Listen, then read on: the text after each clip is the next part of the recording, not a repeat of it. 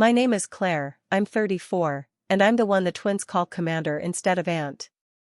I gave up a quiet life of my own to move into my brother's house after their mother left, just so they'd have someone who kept the door cracked 2 fingers at night, letting that warm strip of light spill across the carpet. It was supposed to be temporary. But one night, I came home and found a strange manila folder on the desk, and heard voices downstairs plotting how to get me out of the house without the boys even knowing. The light from the front door stretched across the hallway like a blade, and in that moment, I knew, this wasn't just about me. It was about taking away the only steady thing those kids had left. Before I tell you exactly how far they went, and how I fought back, drop a comment telling me where you're watching from. Hit like and subscribe so you don't miss what happened when the mask came off. Because by the time the truth came out, that small strip of light meant more than any of us could have imagined. The first thing I noticed was the silence. Not the peaceful. And I had just pulled into my brother's driveway after months away, expecting chaos, noise, maybe a hug from the twins. It was late afternoon, the sky dipped in that tired winter gray, the kind that makes you pull your coat tighter without even thinking.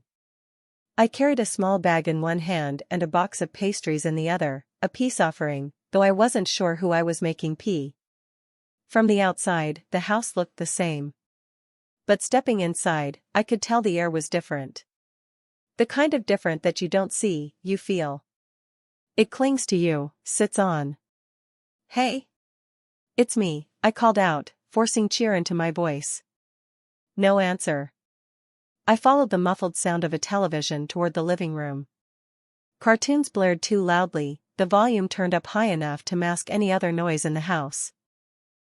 On the couch, a blanket lay crumpled, still holding the shape of whoever had been there.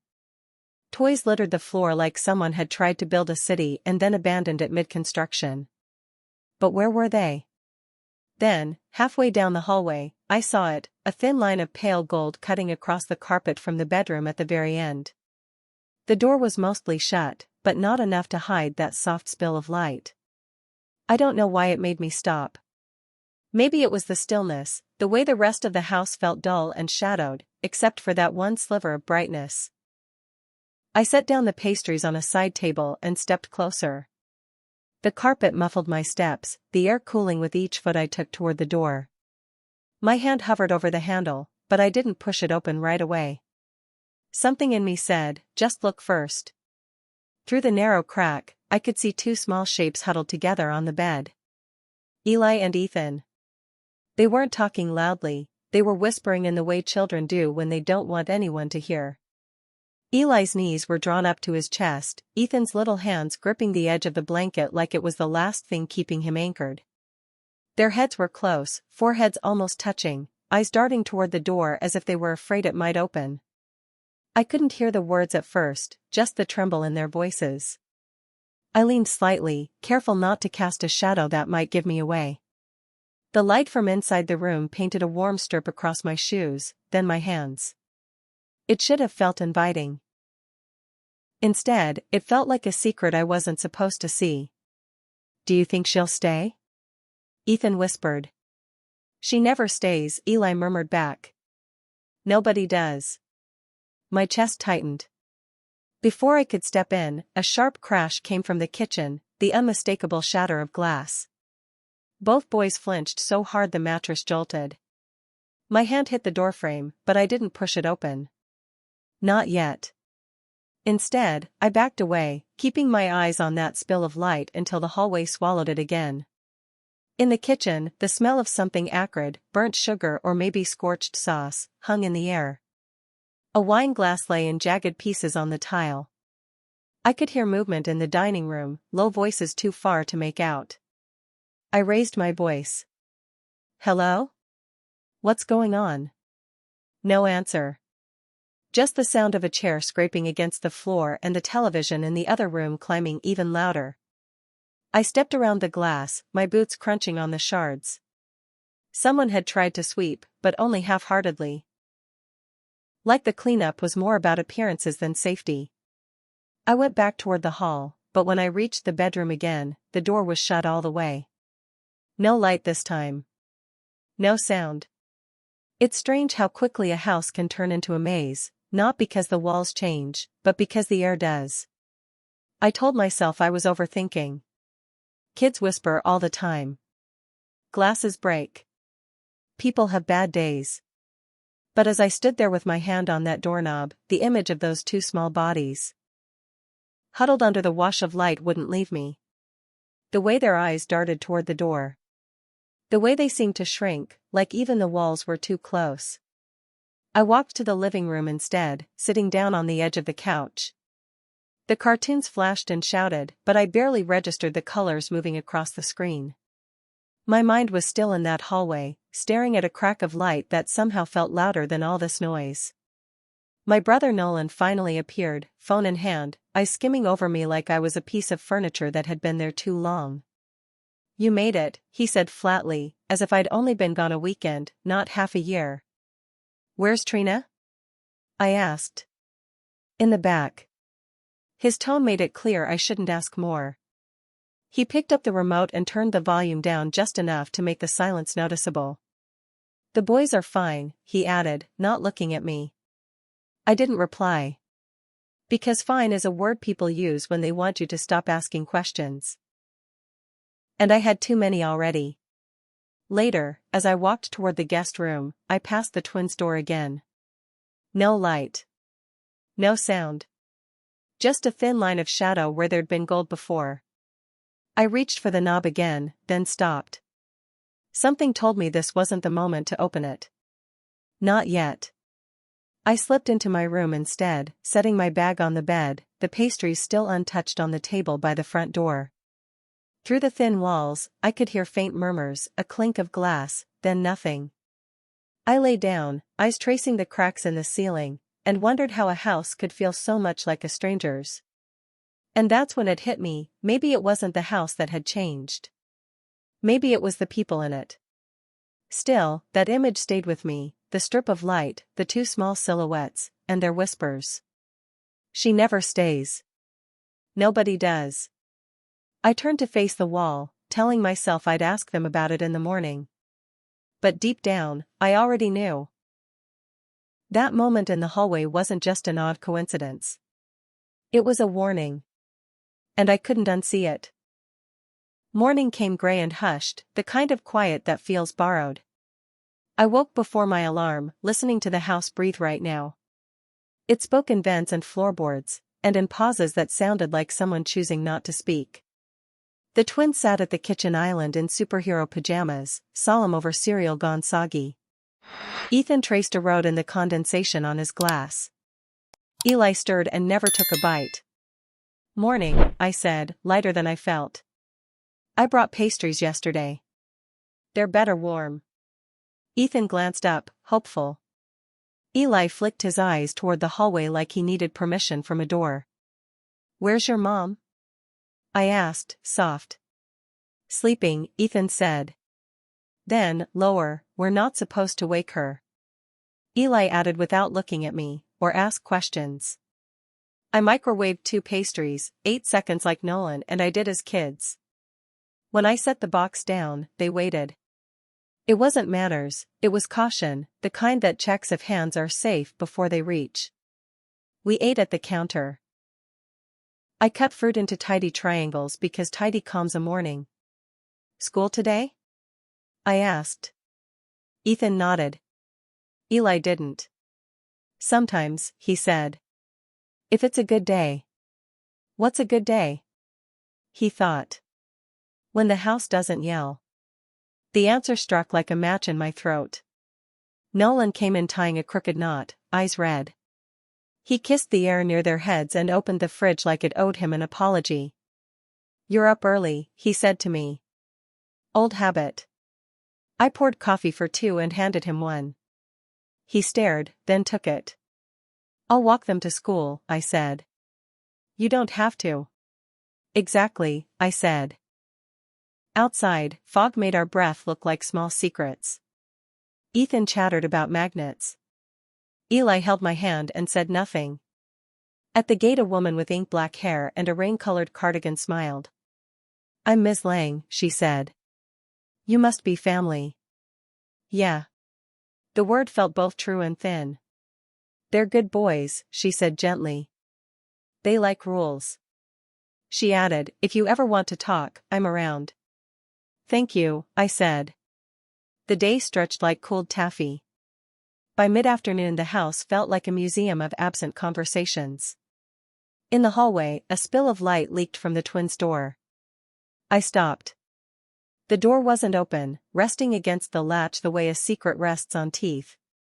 The light glanced off a toy truck on its side and a tiny sock that had missed the hamper by an inch, as if near misses were the family sport. I didn't push the door. From the kitchen came a voice, low, practiced.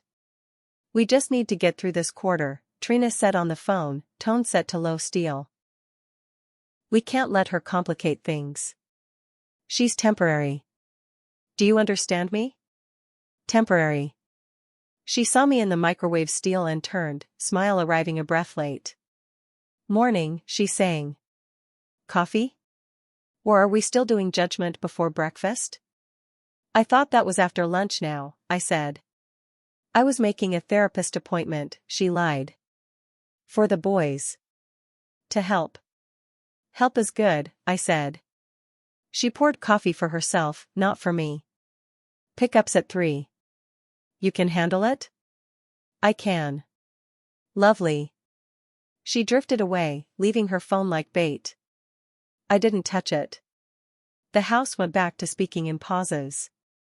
At 3 the boys spilled from school with backpacks worn too low and a paper crown declaring Ethan Magnet King. He tried to give it to Eli. Eli refused twice and then wore it like a treaty. On the walk home, Ethan skipped. Eli stayed close. Do you have to leave soon? He asked. Not today. What about tomorrow? We'll talk about tomorrow, I said. At home the TV lacquered the rooms in easy noise. Trina floated through, kissed the air near the twins, then evaporated. Nolan texted he'd be late. The sun slid down the living room wall in a ribbon. I cooked because cooking steadies a kitchen. Pasta, because pasta forgives. I set plates in front of small elbows and asked ordinary questions. Best part of today? Least favorite sound? They answered like they were warming up to trust. I took what they offered and didn't demand more. After dishes I heard them, adult voices behind the study door. Not shouting. Worse, sharpened whispers. The hallway lights were off, but a narrow beam spilled through the door crack the way a warning slips through a dream. I inched closer, steps soft, breath softer. You said the petition isn't a problem, Nolan murmured. It isn't if we stick to the plan, a man replied, smooth, confident. Keep things quiet. Keep her in the guest room. No paper trail. No overnights that read like co-parenting. That's not what this is, Nolan said, a broken laugh. Perception is custody, the man said. Judges don't need facts if you hand them feelings. Trina's tone cut in, precise. We can't have her building a case. She loves a mission. She'll do it like it's a war. She's their aunt, Nolan said, small. She's a uniform, Trina corrected. Uniforms leave. My hand found the wall. The light from the crack drew a bright line across my shoes. I stepped back before it could climb higher and tell on me. I returned to the living room and smiled a smile that didn't taste like me. We built a blanket fort because forts teach kids that small spaces can be safe. Inside the glow, we read about a quiet ship in a loud storm. Bedtime took longer than it should and less time than I feared. When I tucked them in, Eli touched my wrist. Stay until the light gets small, he whispered. What light? He pointed to the hallway. From their door, the thinnest spill cut across the carpet, soft, like a promise trying to remember its words. I sat and listened to their breaths even out. When they slept, I stood, eased the door until only a whisper of gold remained. The house went quieter than it had all day. Downstairs, I rinsed a cup just to hear water make a sound. Outside, fog erased the street. My phone buzzed, a text from an unknown number. We should talk before anyone files anything. Tonight. No name. No signature.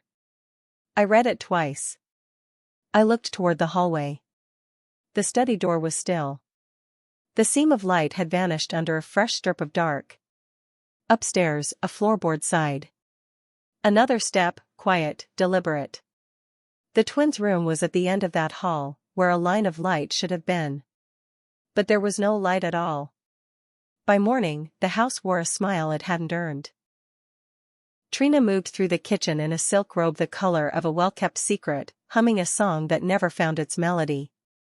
She plated pancakes in neat stacks, perfect circles, perfect syrup spirals, as if geometry could fix a feeling.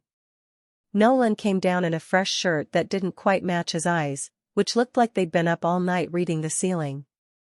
"Big day," Trina said, "too bright. Boys, say thank you to your aunt." The twins mumbled thanks without looking up.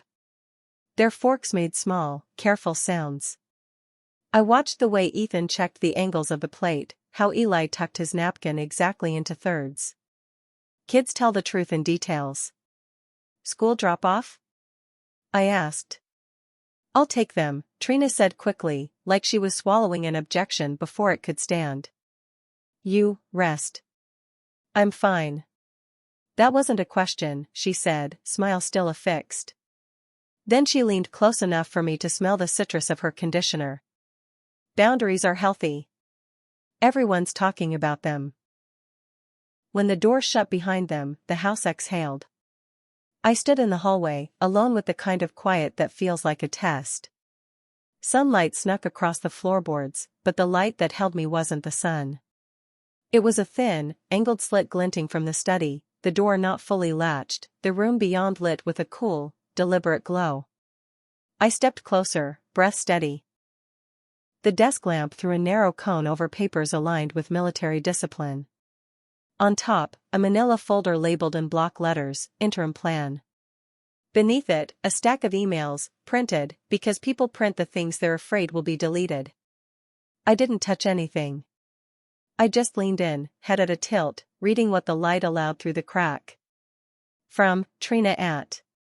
To Kevin.Darrell at. Subject, handling the aunt. She's not stable.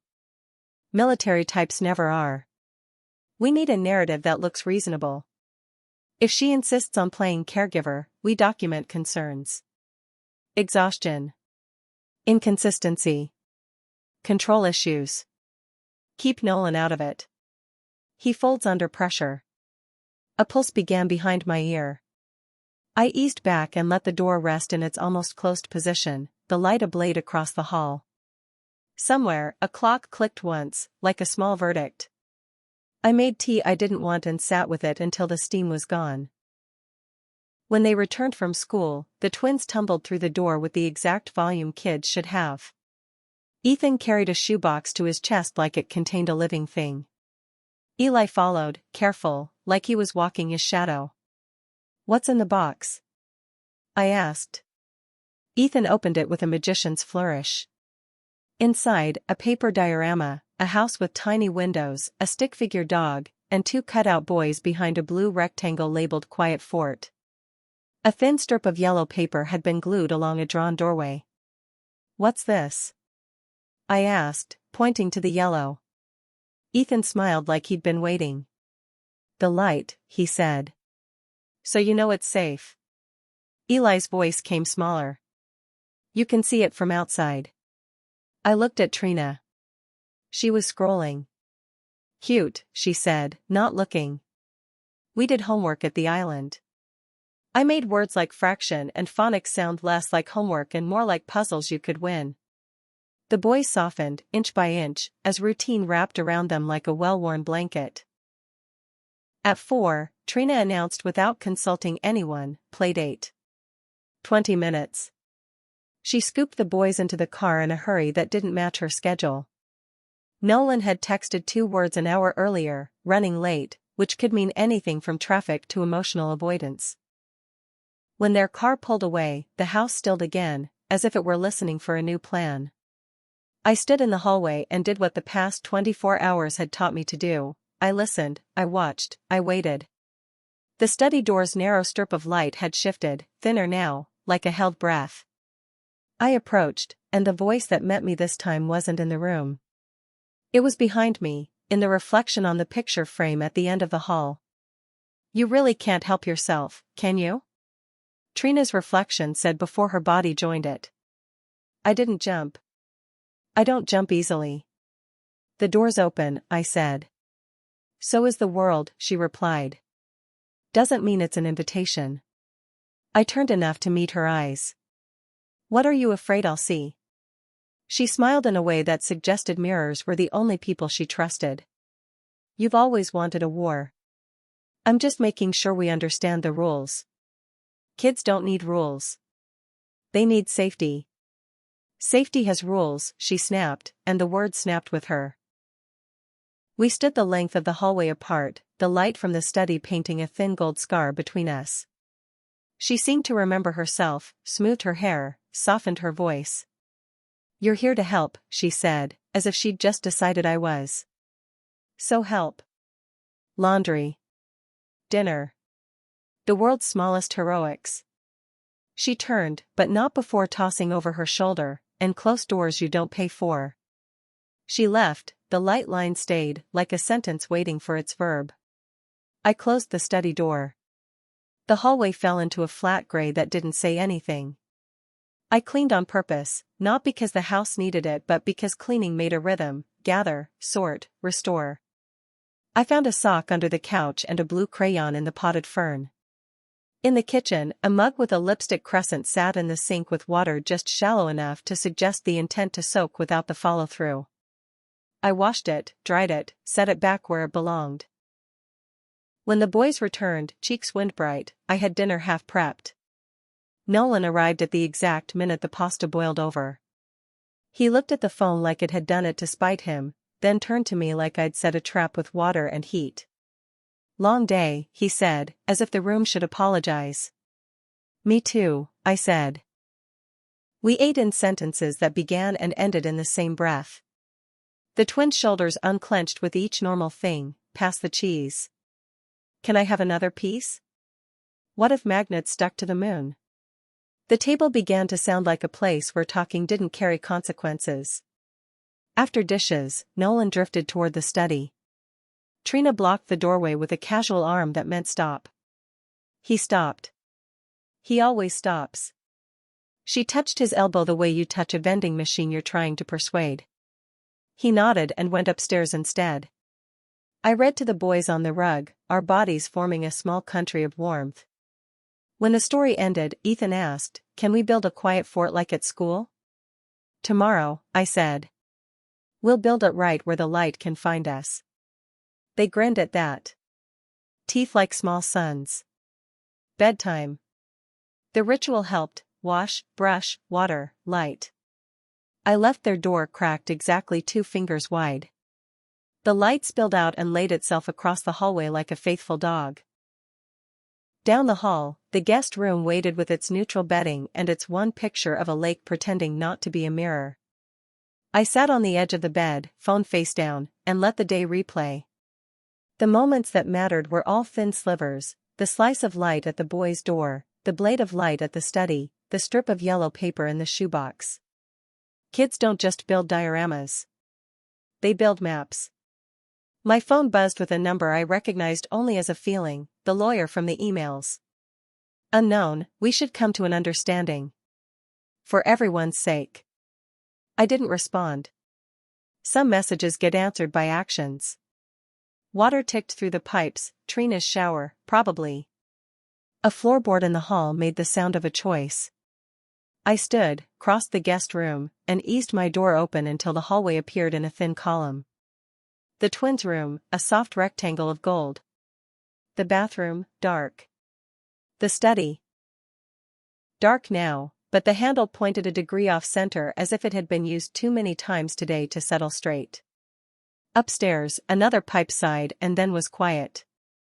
I stepped into the hall, my bare feet finding the places that didn't betray a sound. As I neared the twins' door, their light touched my ankles. I paused, ground myself in the small mercy that light can be.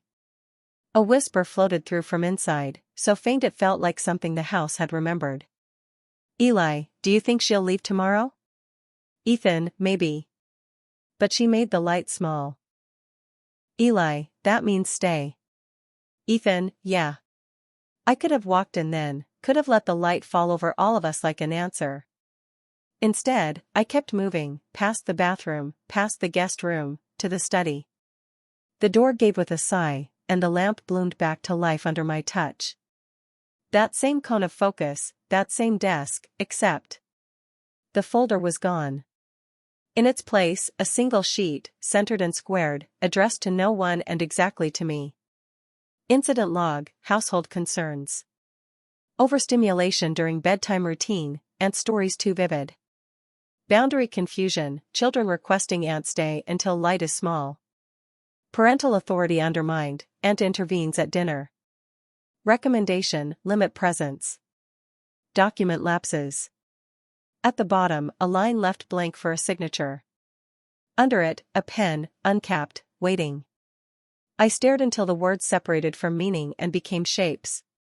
Then I picked up the paper and turned it over. On the back, in a child's hand, 2 stick figures held signs. Stay, please. A strip of yellow crayon hugged a drawn doorframe. Heat rose in my chest, not anger, alignment.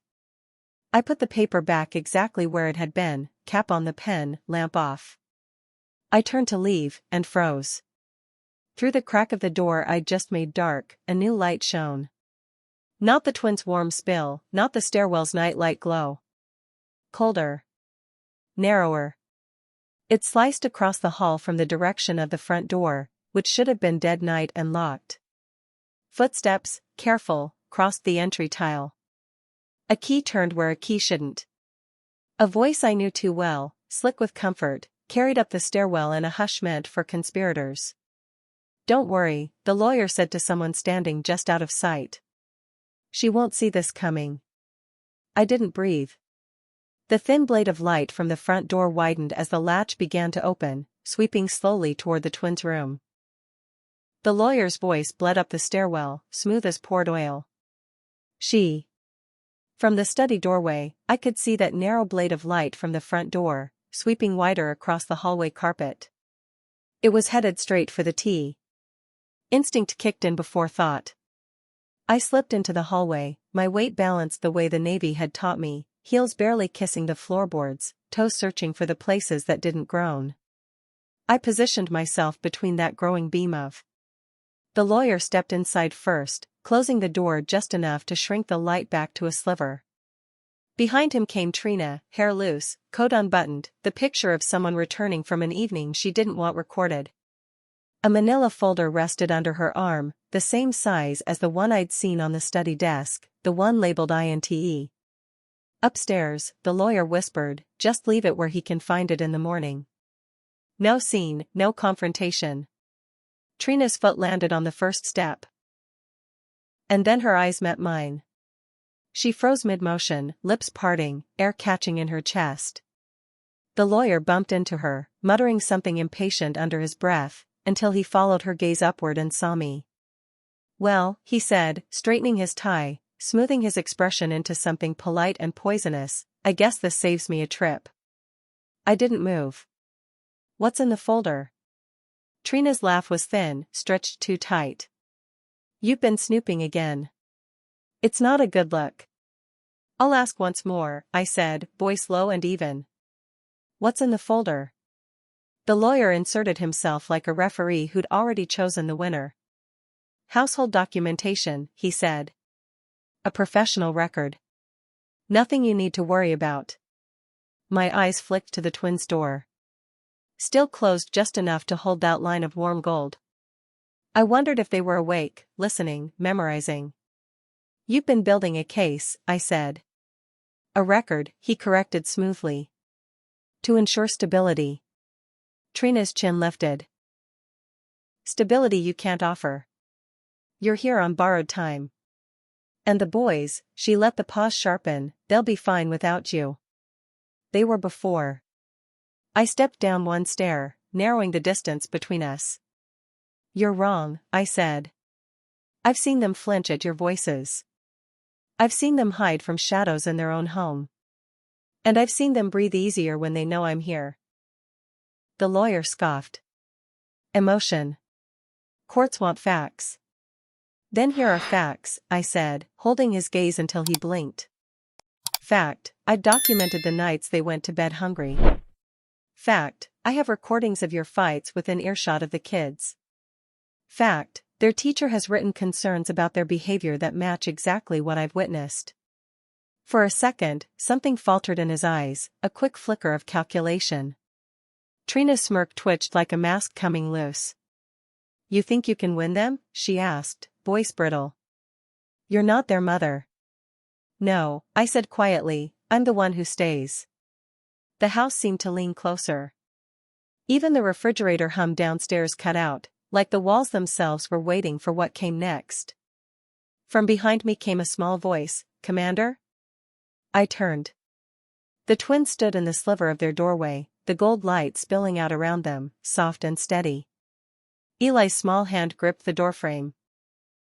Ethan stood just behind him, one hand on his brother's shoulder. Their pajamas were rumpled from bed, their eyes wide and bright in the dim hall. You're supposed to be asleep, I said, gentler now. We heard, Ethan whispered. We don't want you to go. The lawyer stepped back as if their voices burned. Trina's eyes darted between me and them, her mouth opening but finding nothing to fill the space. Back to bed, I told the boys softly, though every part of me wanted to keep them close. I'll handle this. Eli shook his head. We'll stay until the light's small. The words landed heavier than they knew, because I understood exactly what they meant. I crouched to their level, meeting both pairs of eyes. Then keep the light for me, I said. Don't let it go out. They nodded and stepped back inside, closing the door just enough for the strip of gold to narrow but stay. A steady heartbeat on the carpet between us all. When I stood again, my voice was steel. I'm taking the folder. Trina's fingers tightened around it, but I was already moving. I took it from her arm with a clean, practiced motion, my other hand keeping my balance on the stair rail. That's theft, the lawyer said. That's preservation, I corrected. Trina recovered enough to sneer. You really think you can scare me? No, I said, stepping forward until the cold beam from the front door fell across my face. I think you already are. Her jaw tightened. The lawyer shifted his weight like he was deciding whether to push harder or retreat. You have no legal standing, he tried again, voice lower now. Not yet, I said. But I have truth. And kids who will speak it if they have to. You'd better hope it doesn't come to that. Neither of them spoke. I turned, walked toward the front door, and shut it myself, cutting off that cold, creeping light entirely. The only illumination left in the hallway was the warm spill from the twins' door, steady as a promise. Back in the guest room, I set the folder on the bed. My hands hovered over it, but I didn't open it right away. Instead, I sat down, letting my breathing match the quiet of the house. I could still see their faces in the hallway, feel the weight of their words. I thought about what would come next, calls to my lawyer, meetings, filings. None of it frightened me as much as the idea of leaving that strip of light unguarded. From down the hall, it still glowed. A single, unbroken line of gold on the carpet. A signal. A lifeline. Tonight, it would stay. Morning broke like a held breath finally let go. I woke to the soft rectangle of light at the twins' door, exactly 2 fingers wide, the measure we'd agreed on without ever saying it out loud. Still there. Still ours. I made oatmeal because oats don't take sides. I stirred in cinnamon and cut banana coins with the edge of a spoon. The boys ate like kids who trusted breakfast to arrive on time. Nolan came down late, hair still wet, tie already crooked. Trina arrived later, perfect, untouchable, like grief and consequence didn't stick to her fabric. I smiled and said nothing. Saying nothing was the plan. At drop-off, Ms. Lang stood with a clipboard and the kind of smile that listens. I asked if we could talk. Not now, she mouthed, tapping her watch. After school. Her eyes warmed. I nodded, the way you nod when a bridge lowers. Back home, I opened the folder I'd taken from Trina's arm. Incident log, household concerns. The lies were tidy, stacked with bullet points that sounded like they belonged in a manual: overstimulation, boundary confusion, undermined authority. I took photos of every page, then slipped the papers into a new manila folder and wrote in block letters what actually happened. Under it I slid printouts, timestamps of dinners, sleep logs, a list of nights I'd counted 8 hours of quiet heartbeats from the room at the end of the hall. The study door was shut. No light leaked. I resisted the urge to check if the handle still pointed 1 degree off center. I'd learned last night that I could know too much and still not be able to move yet. Today wasn't about moving loudly. It was about placing every piece exactly where it belonged. At 10, I called a number that still lived in muscle memory, a legal office with a receptionist whose tone said she'd seen everything, twice. Danielle Vega, I said when prompted. The line clicked and then came her voice, steady, low, cut from bedrock. You always call when you've already decided, Danielle said. So what have you decided? I'm filing, I said. Kinship caregiver petition, plus a declaration of concern. I have school input and household documentation. Good, she said. What do you need from me? Timing. She didn't make me beg for urgency. Drop by at noon. We'll draft.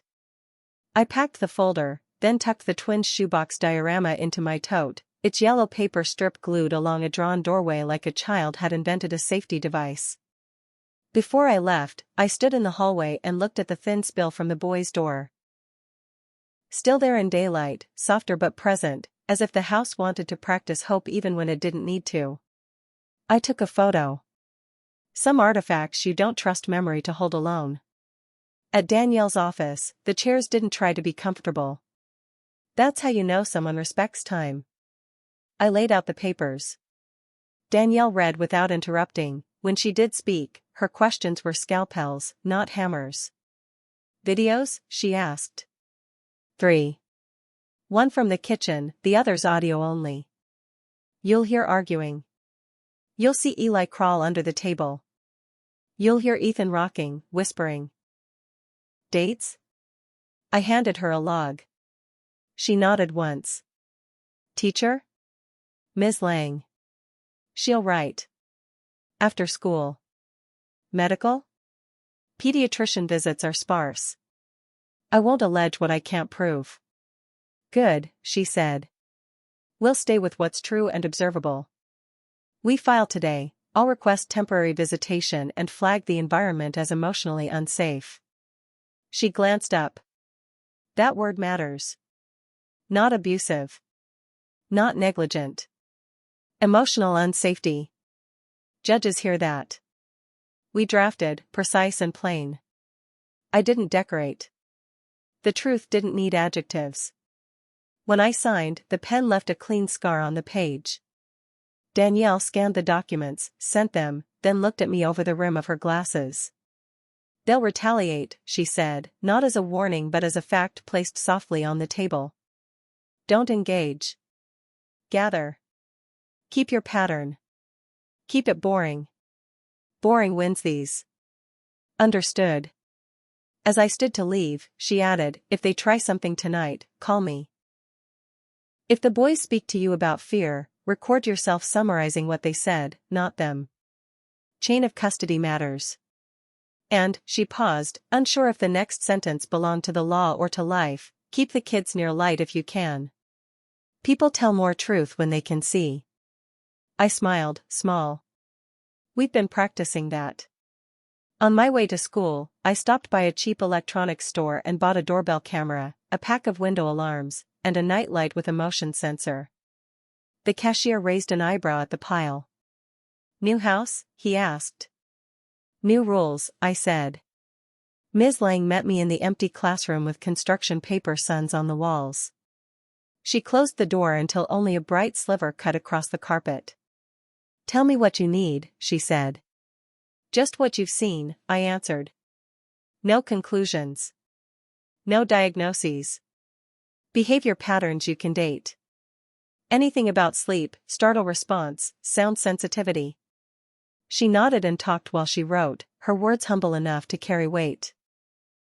Eli hides when voices rise. Ethan rocks. Both boys soften with routine. Both ask about staying as if staying were a spell you could cast. She wrote the sentences clean, signed and dated them. And photocopied a drawing Ethan had handed her last week, a house with windows this time. 2 stick figures smiling. A door cracked open with a stripe of yellow.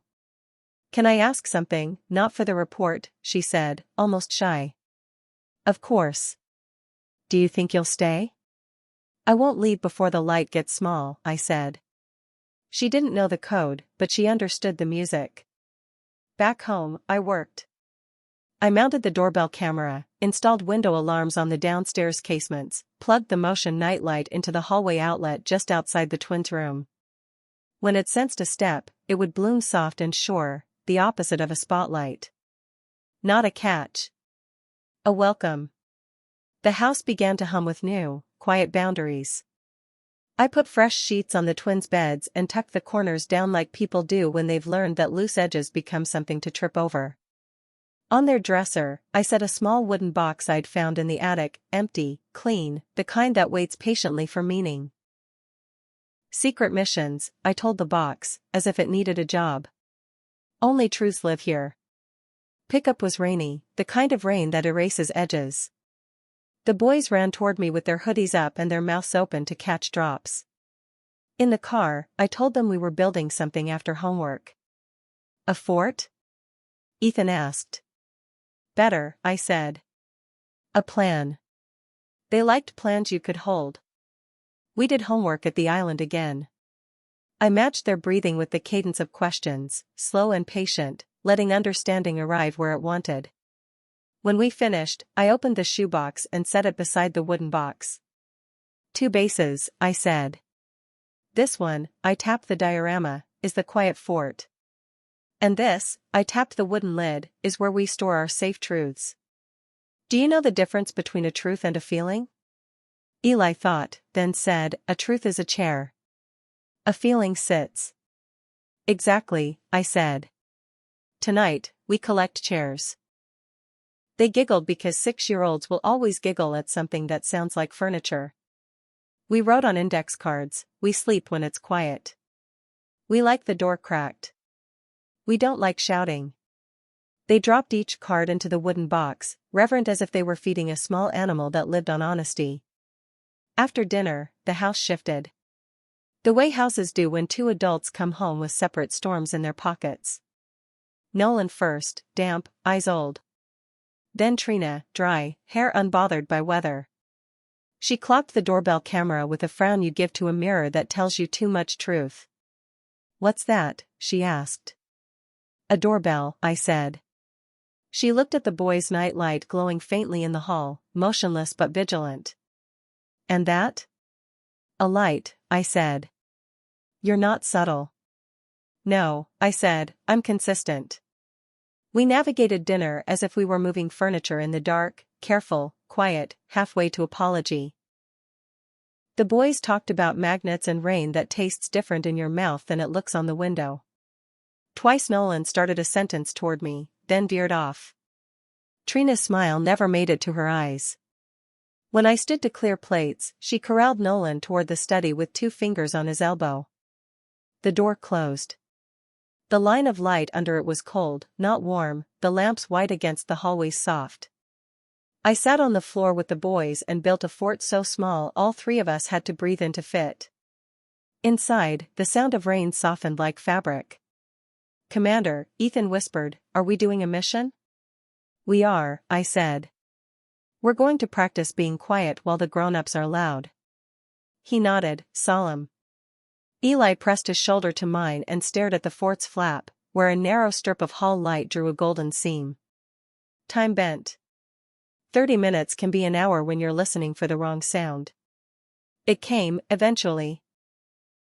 Voices rising through the ceiling, Trina's clicking consonants, Nolan's frayed syllables. The boys' bodies tensed. I tapped the wooden box twice, the signal we'd invented in 10 minutes and sworn to forever. They relaxed, chins lifting, eyes on that line of light. When the house stilled again, I tucked them into bed. 2 fingers, Eli reminded me at the door. 2 fingers, I promised, leaving the crack and the strip of gold exactly where the world could see it and not trip. Downstairs, I laid out the copies on the dining table, Ms. Lang's letter, the filing receipts, the time-stamped log, still photos of the folder and its counterfeit narrative. I didn't arrange them like a ransom. I arranged them like a truth you could not ignore. On top, I set a single index card in a child's block print, "Here nobody yells. Feel safe."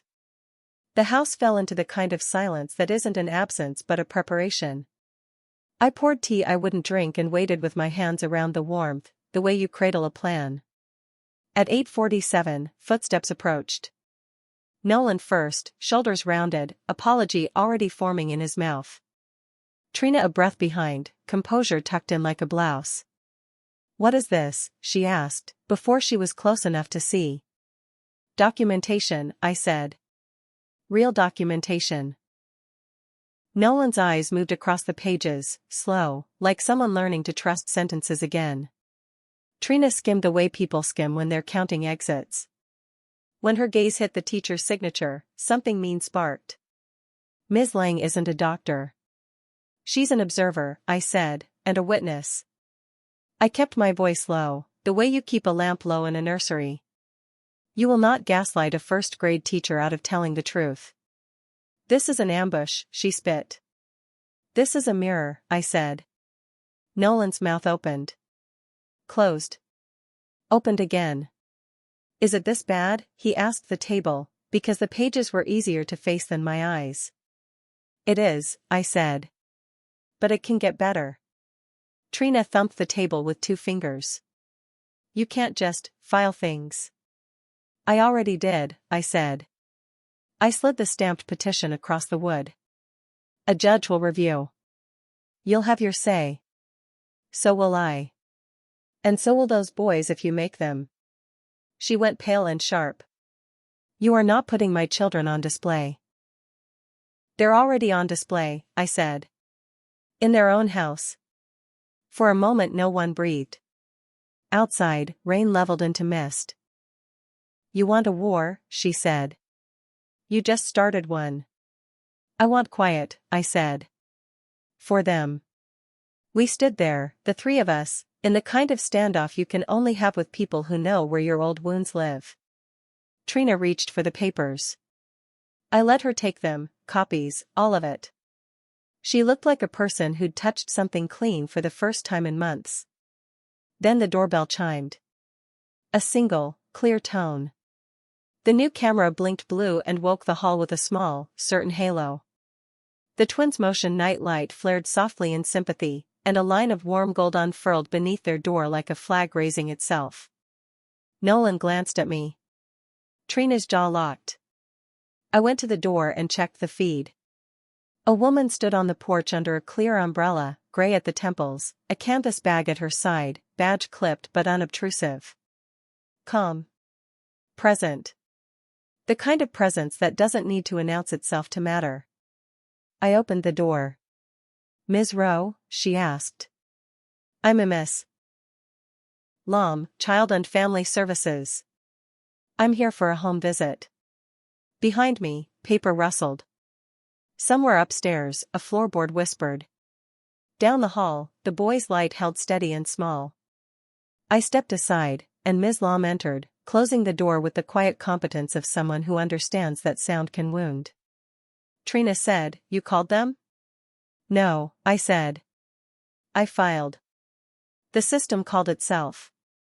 Ms. Lom lifted her face into the soft house light and took in the table, the boxes, the hallway, the warm strip under a door that wasn't afraid to be half open. "Let's talk," she said, voice like a blanket smoothed over a restless bed. "All of us."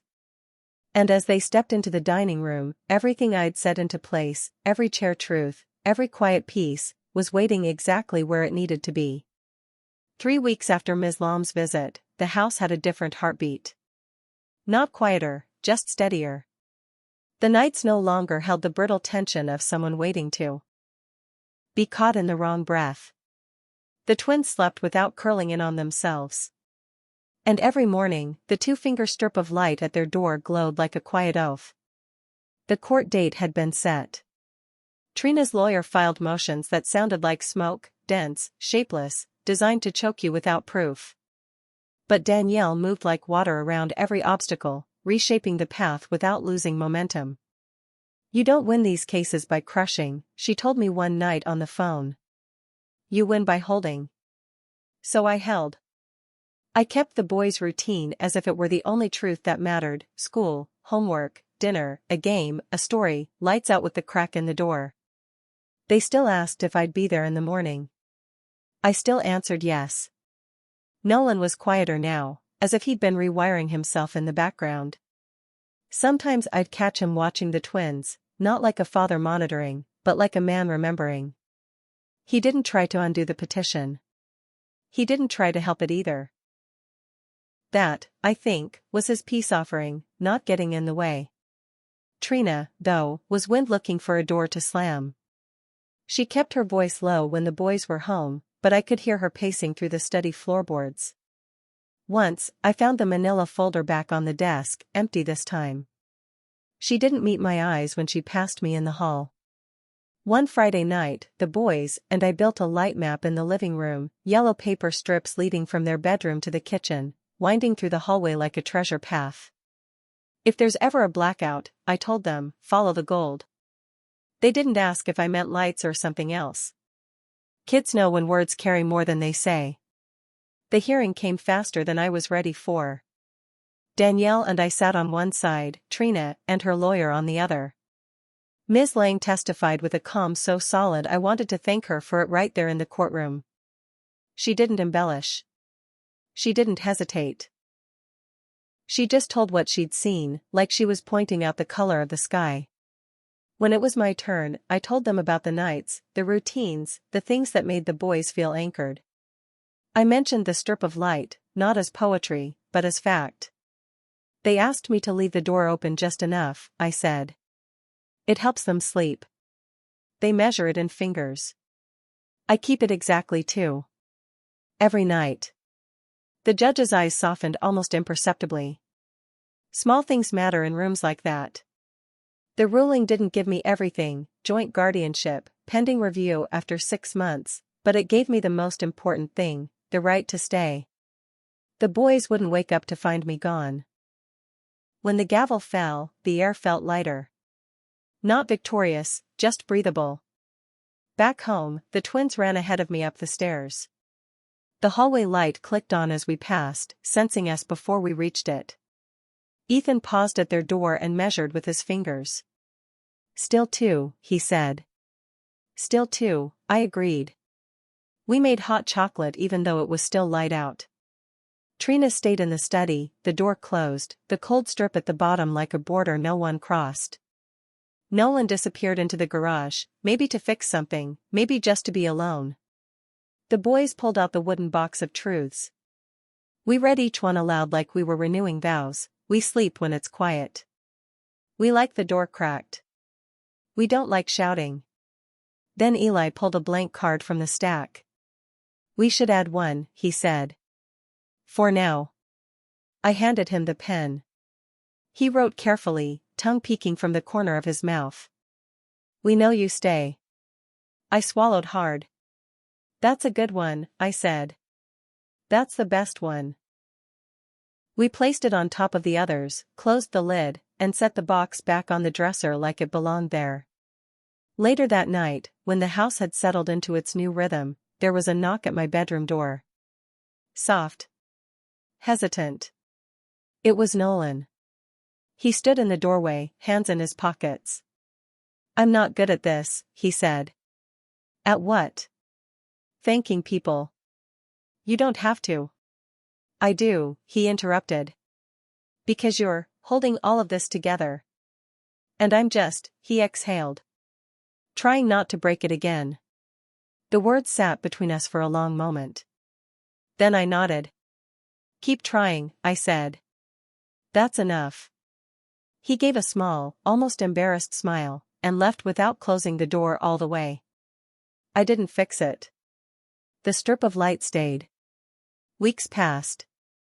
Seasons shifted just enough to notice, the air cooler at night, the gold of the hallway light looking warmer in contrast. The boys still asked for the crack in the door. I still kept it. And every morning, when I passed by on the way to make coffee, I'd see it, that steady, two-finger glow, proof that some promises can be kept one night at a time. One evening, we sat on the porch, the boys chasing fireflies in the yard. Trina walked past on her way to the car, said nothing, but her eyes flicked toward them, then toward me. There was no truce in her face, but there was no war either. Maybe that was all we'd ever get. When she drove away, Nolan joined us on the steps. He watched the boys, then said quietly, "They're laughing again." "Yeah," I said. "They are." That night, after the boys were asleep, I stood in the hallway longer than usual. The house was silent, but not the fragile kind. This was the kind of silence that could hold weight without cracking. The strip of light glowed across the carpet, as steady as it had been that first night, but now it felt different. Not a shield. Not a plea. Just a sign, "Here, you're safe." I thought about Danielle's words. "You don't win by crushing. You win by holding." And I realized she hadn't just meant the case. I leaned against the wall, hands in my pockets, and let myself breathe. No one was going to take this moment away. Not now. Maybe not ever. And for the first time in months, I went to bed without checking the locks twice. The light would be there. The boys would be there. And so would I. Because in the end, I didn't win because they lost. I won because I stayed.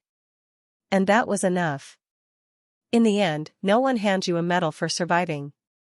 There's no ribbon, no applause. What you get is quieter, sometimes so quiet you almost miss it. It's the steady breathing of two children who no longer wake up afraid. It's the sound of rain on the roof without the undercurrent of shouting. It's walking down the hallway and seeing that familiar two-finger strip of light spilling across the carpet, not as a shield anymore, but as a promise. I used to think life's hardest battles were about winning. That if you just fought hard enough, you'd crush whatever was trying to break you. But I've learned the truth is simpler, and harder. Sometimes the real victory is refusing to become what hurt you. It's choosing, every day, to keep the door cracked, to let light in, even when darkness feels easier. The court ruling, the paperwork, the careful strategy, they mattered. But they were only the scaffolding. The real rebuilding happened in small, unremarkable moments, the boys laughing at the kitchen table, trusting I'll be here enough to stop asking it, the quiet way they reached for my hand without looking. People will remember the big moments, the hearings, the confrontations, but I'll remember the in-betweens. Because those were the places where healing lived. If there's a lesson here, it's this: you don't need to slam every door behind you. Some deserve to stay open, just enough for light to pass through. Not every crack is a weakness. Sometimes it's the proof that you survived without closing yourself off. And as long as I'm here, I'll keep that light for them. Because love isn't about winning or losing. It's about staying. And I'm not going anywhere.